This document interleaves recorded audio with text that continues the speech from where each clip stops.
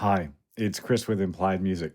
Can I convince you that George Frederick Handel, the Baroque composer, British Baroque composer of the 18th century, is important? His birthday is Thursday.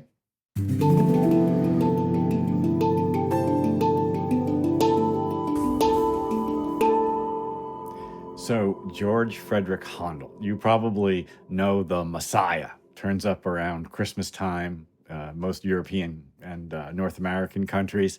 Great piece of music, not really written for Christmas, but that's an oratorio, a great choral sort of masterwork that includes orchestral support.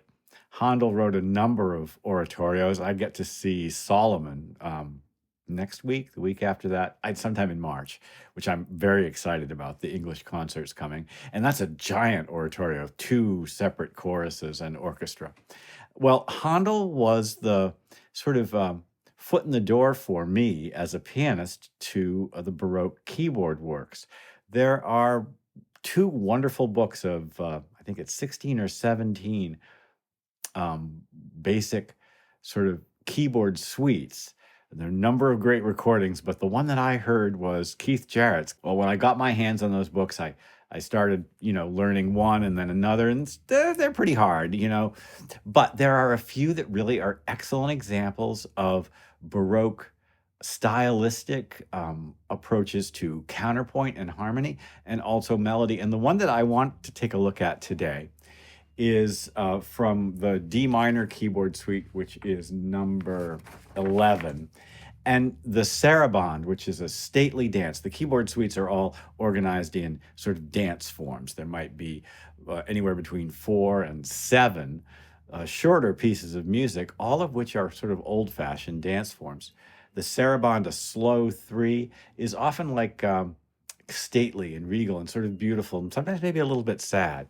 Well, what Handel's given us here is an initial statement of the theme plus two variations that show us really just unfold two different styles of counterpoint, species counterpoint. In fact, we would say maybe, I guess it's probably second and fourth species counterpoint. But listen, let's listen to the very first statement of the theme. Then we're going to talk about the La Folia melody, and then we're going to come back and look at the two variations. All right. So here's the first thing Handel gives us. It's a really beautiful sound, and you might recognize it from Barry Lyndon, the movie.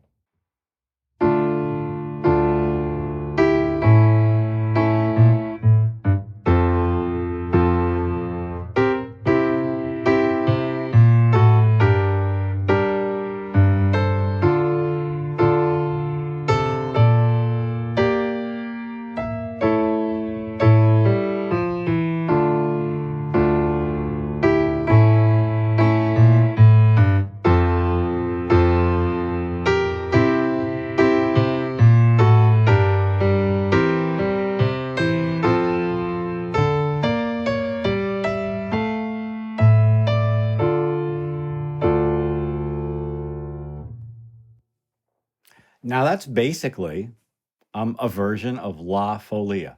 La Folia may be the sort of single most recorded chord progression and melody of all time, the most used. Every composer from the time of the earliest Baroque, maybe even Renaissance, has used this melody. I'm going to play it for you. Here's Corelli's version of sort of the same thing. See if you can pick out the differences. I'll put a splash up on the screen of the chords. So this is Corelli's version of it.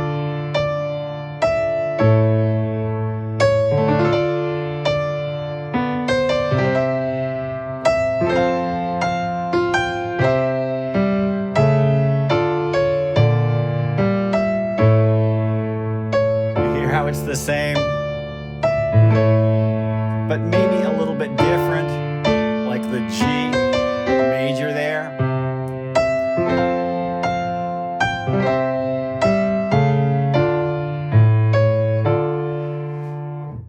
La Folia, the folly. Well, folly is a fun little bauble. It's not a mistake. I didn't accidentally play that.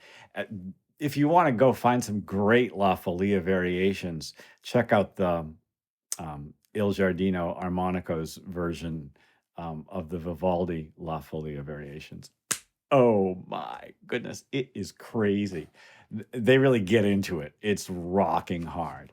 Well, Handel, of course, knew La Folia and had studied counterpoint, no question about it. The Gradus ad Parnassum from Johann Fuchs, from Fuchs.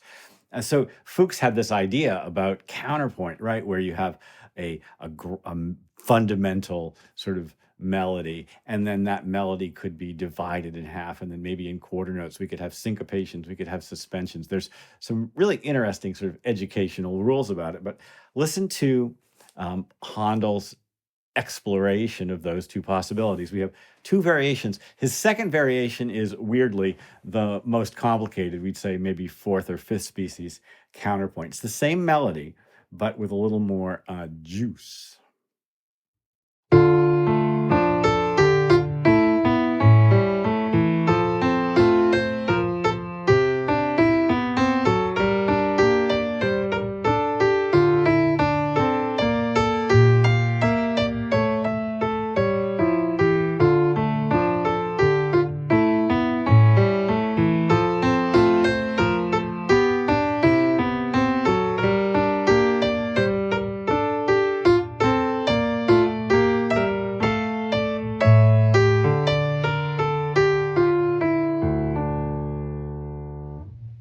Kind of busy and fun, right? I do like that one. I like the way it sort of constantly syncopates on itself.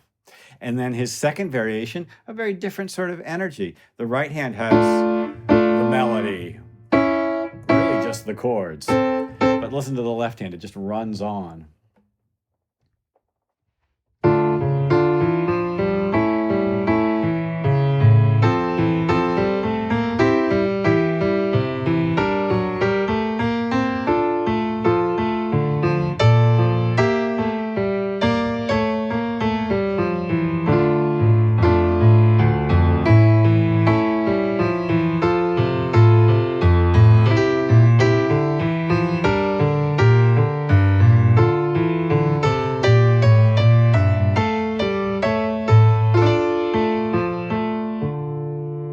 Usually what happens in performance of this piece is we'll hear the first statement of the melody once, and in fact I think this is the way Jarrett does it on his as well, and then variation 1 twice, it's called for, the repeat's called for, variation 2 twice, the repeat is called for, and then back to the Sarabande. So let's hear the initial version of the Sarabande again. After hearing all that stuff, hear how it's like the La Folia variation, but it's not.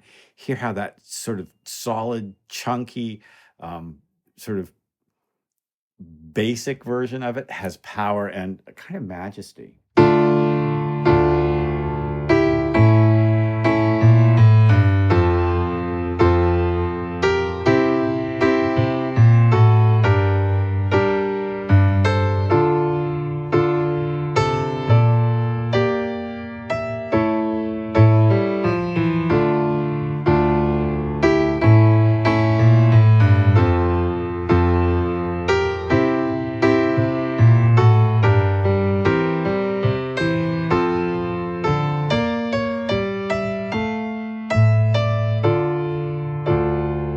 And it's really just built out of two tonic dominant relationships. D minor to A, 1-5. And then the relative major of that, F to C. There's a little moment where it goes to G minor, and then that goes down to D. So, in a way, what we've got here is, do you hear that sort of circle of fifths energy going on there? It's a really powerful, simple, direct statement of chords that are all related in the same key. Handel had a really big career in London and was in some ways maybe the first modern composer, at least I think of him that way, because he was able to create a pretty decent living for himself doing music that wasn't linked to the church. And a lot of it was because he was able to recycle his material. Material from the keyboard suites shows up in uh, all a bunch of other things, and uh, he wasn't ashamed to just use stuff over and over again. His water music is terrific. It's probably worth listening to some of that if you're not familiar with his work at all. I have a lot of sort of affection for the oratorios, but they're kind of a big mouthful and kind of a lot to take in one sitting. I do like the Keith Jarrett version of these keyboard suites, but there are perhaps more authentic interpretations of them. I by no means give myself any credit in terms of interpreting this material. I just play it and kind of study it and look at it as a way of taking in the ideas of one of the great musical minds, and just trying to live for a moment in the space that they inhabited. Well, Handel, boy, 300 years ago, something like that. I hope this has been useful. Like and subscribe, ding the bell. You'll be notified when I do my videos, and I'll see you next time.